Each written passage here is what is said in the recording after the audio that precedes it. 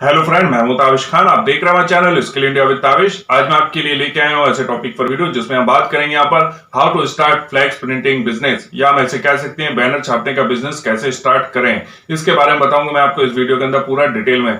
दोस्तों, मैं आपको बताना चाहूंगा बैनर का सबसे ज्यादा यूज कहां कहां पर होता है। तो मैं आपको बताना चाहूंगा यहाँ पर शादी विवाह पार्टी हो, बर्थडे पार्टी, मीटिंग हो, ऑफिस सेमिनार हो, जॉब फेयर हो, shop opening, brand product advertising, election में इसका भी बहुत ज्यादा यूज किया जाता है। तक कि इसका इसमें भी यूज होता है कि लोग जब नई साल आती है या फिर कोई ऐसा त्योहार आता है तब लोग जो है विश करने के लिए, लोग जो है शुभकामनाएं देने के लिए होर्डिंग छपवाते हैं, उसको रोड साइड में लगवाते हैं। आप देखते हैं बड़ी बड़ी कंपनियां जो है, बड़े बड़े मॉल्स होते हैं, उनका जब कोई नया प्रोडक्ट निकलता है या कोई नई स्कीम आती है तो वो होर्डिंग छपवाकर उसको रोड साइड में लगवाते हैं। तो मैं आपको बताना चाहूंगा इसका जो है सिर्फ यहीं पे यूज नहीं है, इसका अब बहुत सारी जगहों पे यूज किया जाता है।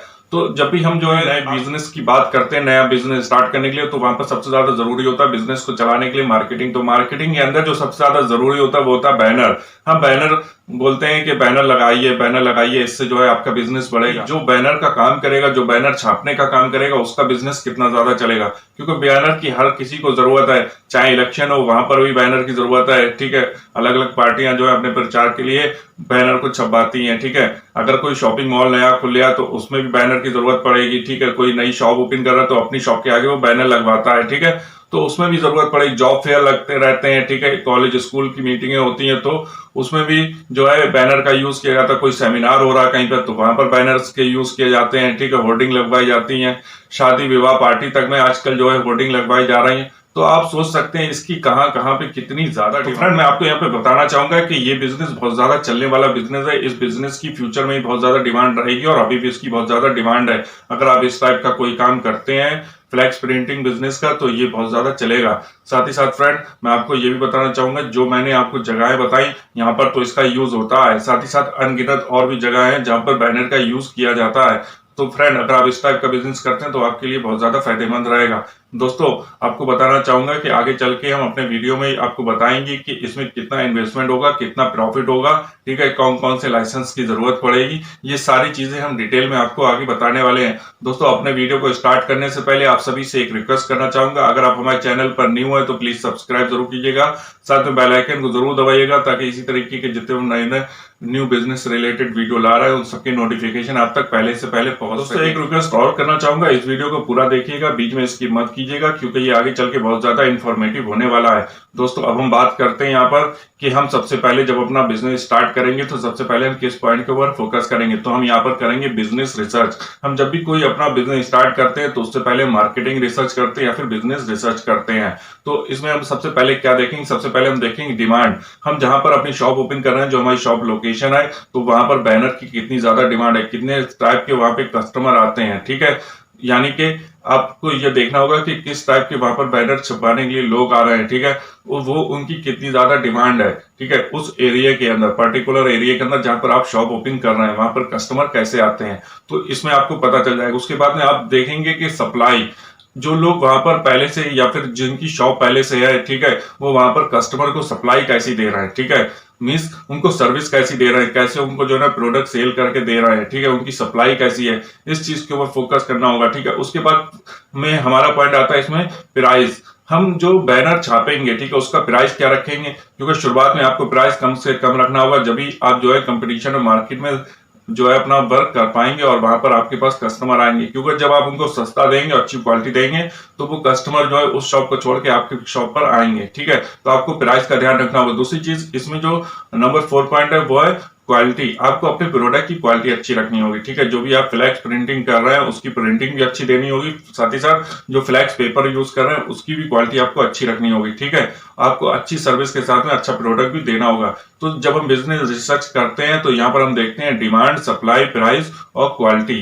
ठीक है, इसके ऊपर सबसे ज्यादा हम फोकस करते हैं। हम यहाँ पे बात करते हैं कि अगर हम अपना बिजनेस स्टार्ट करने की सोच रहे हैं तो हम यहाँ पे कौन कौन सी सर्विसेज देंगे अपने कस्टमर को। तो मैं आपको बताना चाहूंगा, यहाँ पर टाइप्स ऑफ प्रिंटिंग सर्विसेज में पहला पॉइंट है large format flex printing services, point है front lift flex printing services. उसके बाद तीसरा पॉइंट है फ्लैक्स प्रिंटिंग सर्विसेज। इसके बाद 4 नंबर पॉइंट है डिजिटल फ्लैक्स प्रिंटिंग सर्विस। उसके बाद हमारा 5 नंबर पॉइंट है लिट फ्लैक्स प्रिंटिंग सर्विसेज। इसमें से जो मैंने आपको 5 सर्विसेज बताई, आपको ये देखना होगा जहां पर आप अपनी शॉप ओपन कर रहे हैं, वहां पर कस्टमर की कौन सी प्रोडक्ट की सबसे ज्यादा डिमांड है, तो उस टाइप की आप उसको सर्विस दे सकते हैं कि अगर हम इस बिजनेस को स्टार्ट करें तो हमें यहाँ पर कौन कौन से रॉ मटेरियल की जरूरत पड़ेगी। तो सबसे पहले मैं आपको बताना चाहूंगा, यहाँ पर आपको पीवीसी बैनर की जरूरत पड़ेगी, डाइस एंड कलर की जरूरत पड़ेगी, और यहाँ पर आपको वुड फ्रेम्स की जरूरत पड़ेगी, और टूल्स एंड इक्विपमेंट की यहाँ पर आपको जरूरत पड़ेगी।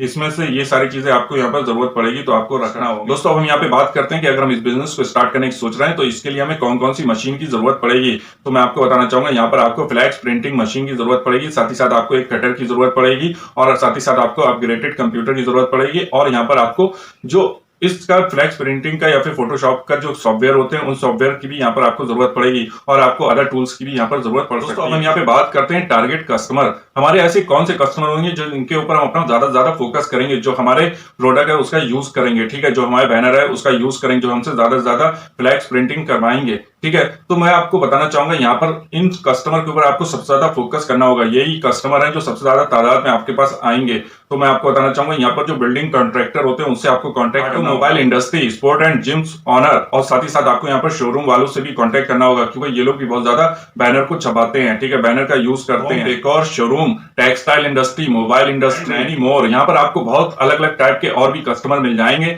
जो आपसे जो है बैनर को छपाएंगे। जो मैंने आपको बताया नाम, वो तो आपके टारगेट कस्टमर है, वो आपसे ज्यादा से ज्यादा तादाद में आपसे जो है बैनर छपाएंगे। तो इस टाइप के अगर आपके आसपास कस्टमर है तो उनसे आप जल्द से जल्द ज्यादा से ज्यादा आपको कॉन्टैक्ट करना होगा, जिससे कि वो आप ही यहाँ से अपने बैनर छपाएं। इससे आपका बिजनेस ग्रो करने में बहुत ज्यादा हेल्प मिलेगी। इसके बाद में हम बात करते हैं कि अगर हम इस बिजनेस को स्टार्ट करेंगे तो उसके बाद में हमें अपने यहाँ पर शॉप के ऊपर मार्केटिंग करनी होगी, ठीक है। तो हम मार्केटिंग कैसे करेंगे अपने बिजनेस को ग्रो करने के लिए, ठीक है। तो अब हम बात करते हैं यहाँ पे मार्केटिंग में सबसे पहले हम बात करेंगे डिजिटल मार्केटिंग। हमें यहाँ पर डिजिटल मार्केटिंग करनी होगी जिससे कि हमारा बिजनेस ग्रो हो सके। हमें अपने बिजनेस की एडवर्टाइजमेंट करनी होगी, साथ ही साथ आपको यहाँ पर अपने बिजनेस का सेल्स प्रमोशन करना होगा, डायरेक्ट मार्केटिंग भी करनी होगी, साथ ही साथ आपको यहाँ पर पर्सनल सेलिंग भी करनी होगी। यही कुछ पॉइंट है जिसके ऊपर आपको ज्यादा से ज्यादा मार्केटिंग के टाइम पे फोकस करना होगा। इसके बाद में हम बात करते हैं एरिया रिक्वायर। हमें यहाँ पर कितनी स्पेस की जरूरत पड़ेगी, कितनी जगह की जरूरत पड़ेगी। तो मैं आपको बताना चाहूंगा, यहाँ पर जो मशीनें होती हैं उनका साइज काफी ज्यादा होता है, ठीक है, और आपको यहाँ पे कंप्यूटर भी लगाना होगा, तो आपको फ्लैक्स रखने के लिए भी जगह चाहिए। तो फिर यहाँ पर आपको 800 स्क्वायर फीट से लेकर अगर आपकी शॉप के अंदर 1500 स्क्वायर फीट की जगह है तो ये बिजनेस आप आसानी से स्टार्ट कर सकते हैं। यहाँ पर आपको 800 से 1500 स्क्वायर फीट एरिया की जगह की जरूरत पड़ेगी। हम यहाँ पे बात करते हैं हायरिंग स्टाफ या फिर मैन पावर। हमें यहाँ पर कितने लोगों की जरूरत पड़ेगी, तो मैं आपको बताना चाहूंगा, यहाँ पर आपको 4 से 5 लोगों की कम से कम जरूरत तो पड़ेगी। यहाँ पर आपके इसमें से कुछ हेल्पर भी होंगे और कुछ टेक्नीशियन भी होंगे जो मशीन को चलाएंगे, ठीक है। मशीन की उनको अच्छी नॉलेज होगी, सॉफ्टवेयर की अच्छी नॉलेज होगी, तो इस टाइप के लोगों को रखना होगा आपको। यहाँ पर आपको 4 से 5 लोगों को रखना। हम यहाँ पे बात करते हैं कि अगर हम इस बिजनेस को स्टार्ट करने की सोच रहे हैं तो हमें यहाँ पर कौन कौन से लाइसेंस और रजिस्ट्रेशन की जरूरत पड़ेगी। तो मैं आपको बताना चाहूंगा, यहाँ पर आपको अपने बिजनेस का रजिस्ट्रेशन करवाना होगा, साथ ही साथ आपको यहाँ पर उद्योग आधार में भी रजिस्टर्ड करवाना होगा, जीएसटी नंबर भी आपको लेना होगा, साथ ही साथ आपको यहाँ पर शॉप एंड एस्टेब्लिशमेंट एक्ट के तहत भी रजिस्टर्ड करवाना होगा, और यहाँ पर आपको ट्रेडमार्क रजिस्ट्रेशन भी करवाना होगा, जिससे कि आप इस बिजनेस को आसानी से स्टार्ट कर सकें। इसके बाद में बात करते हैं इन्वेस्टमेंट। हमारा यहाँ पे कितना इन्वेस्टमेंट होगा, तो मैं आपको बताना चाहूंगा, यहाँ पर आपको 10 से 15 लाख रुपए तक का इन्वेस्टमेंट करना होगा। तो हम यहाँ पे बात करते हैं कि अगर हम इस बिजनेस को स्टार्ट करने की सोच रहे हैं तो हमें यहाँ पर कितनी इनकम, कितना प्रॉफिट होगा। तो मैं आपको बताना चाहूंगा, प्रॉफिट का आप अंदाजा ऐसे इसलिए नहीं लगा सकते क्योंकि ये डिपेंड करता है कस्टमर फुटफॉल के ऊपर प्लस कस्टमर के ऑर्डर के ऊपर। जो कस्टमर का ऑर्डर है उसके साइज क्या है, ठीक है। तो मैं आपको बताना चाहूंगा कि जैसे कि मान लीजिए आपकी एक शॉप है, शॉप के ऊपर आपके 50 दिन भर में कस्टमर आए, ठीक है। तो कस्टमर के ऊपर अगर हम डिपेंड करें तो कस्टमर तो 50 आए, लेकिन 50 कस्टमर में से आपके कौन से ऐसे कस्टमर हैं जिन्होंने ऑर्डर प्लेस किया, ठीक है, जिन्होंने अपना ऑर्डर दिया आपको। तो हम बात करें तो अगर यहाँ पर हम देखें 50 में से 40 लोगों ने ऑर्डर दिया, तो फुटफॉल तो वही 50, लेकिन ऑर्डर कितने ने दिया, 40 ने। अब 40 में भी हमें यह देखना पड़ेगा कि सबने जो है, ये तो जरूरी नहीं कि 4 फुट वाले फ्लैक्स का ऑर्डर दे दिया हो, किसी ने 1 फुट का भी दिया होगा, किसी ने 2 फुट का भी दिया होगा, ठीक है, अलग अलग दिया होगा। तो जितना बड़ा आपका फ्लैक्स होगा उतनी आपको इनकम होती है, आपको पता है, ठीक है। अलग अलग टाइप के फ्लैक्स में अलग अलग टाइप की इनकम होती है, ठीक है। साइज के ऊपर भी डिपेंड करती है आपकी इनकम, ठीक है। आप उसको कैसी क्वालिटी का दे रहे हैं उस क्वालिटी के ऊपर भी आपकी इनकम डिपेंड करती है, ठीक है। प्राइस के ऊपर डिपेंड करती है, ठीक है। जो आप सर्विस दे रहे हैं, ठीक है, उस हिसाब से आपके यहाँ पे इनकम अच्छी सेट हो जाती है, ठीक है। आप कस्टमर को कितनी अच्छी सर्विस दे रहे हैं, ठीक है। जब कस्टमर को आप ज्यादा अच्छी सर्विस देंगे तो साइज से बात है, जितने ज्यादा फुटफॉल आ रही उतनी ज्यादा आपको ऑर्डर भी मिलेंगे। तो आपको यहाँ पर अपनी सर्विस के ऊपर भी फोकस करना होगा। अब हम बात करते हैं यहाँ पर इनकम के ऊपर कि आपकी इनकम यहाँ पर कितनी होगी। तो अगर हम बात करें यहाँ पर कि जो 50 कस्टमर आए थे, 50 फुटफॉल आई थी आपके पास, उसमें से 40 कस्टमर ने आपके ऑर्डर प्लेस किया, लेकिन वहां पर भी ऑर्डर जो होगा ना वो अलग अलग टाइप का ऑर्डर प्लेस किया होगा, ठीक है। यानी कि किसी ने 1 फुट का ऑर्डर किया होगा, किसी ने 2 फुट वाले फ्लैक्स का, किसी ने 4 फुट वाले फ्लैक्स का। तो सब में अलग अलग टाइप की मार्जिन इनकम होगी आपकी, ठीक है। तो अब हम बात करते हैं यहाँ पर क्वालिटी के ऊपर भी डिपेंड करता है कि किसी ने पतला जो है क्वालिटी का जो है फ्लैक्स चुना होगा, किसी ने मोटी क्वालिटी का चुना होगा, किसी ने और भी अच्छी क्वालिटी का चुना होगा। तो अलग अलग टाइप का फ्लैक्स होगा, तो उसमें अलग अलग टाइप का मार्जिन भी होगा। ठीक है, तो अब हम बात करते हैं यहाँ पर कि हमें एवरेज यहाँ पर कितनी इनकम हो जाएगी। अगर हम कम से कम भी जोड़ें कि आपके पास कस्टमर आ रहा है, तो यहाँ पर आप 17,000 रुपए महीना से लेके 1 लाख रुपए महीना आसानी से कमा सकते हैं, और यहाँ पर आप ज्यादा से ज्यादा भी कमा सकते हैं। ठीक है, लेकिन हम यहाँ पे कम से कम की बात कर रहे हैं कि आप अगर अपना बिजनेस स्टार्ट कर रहे हैं तो स्टार्टिंग में आप कितना यहाँ पे कमा लेंगे। तो मैं आपको बताना चाहूंगा, यहाँ पर आप 17,000 रुपए से लेके 1 लाख रुपए महीना आसानी से कमा सकते हैं, और यहाँ पर आप ज्यादा भी कमा सकते हैं। तो उम्मीद करता हूँ कि जो जानकारी मैंने इस बिजनेस से रिलेटेड आपको दी वो आपके लिए हेल्पफुल रही होगी। अगर आपको हमारा चैनल अच्छा लग रहा है, इसी तरीके का और वीडियो देखना चाहते हैं, तो प्लीज हमारे चैनल को सब्सक्राइब कीजिएगा, साथ बेल आइकन को जरूर दबाइएगा। Thank for watching my video.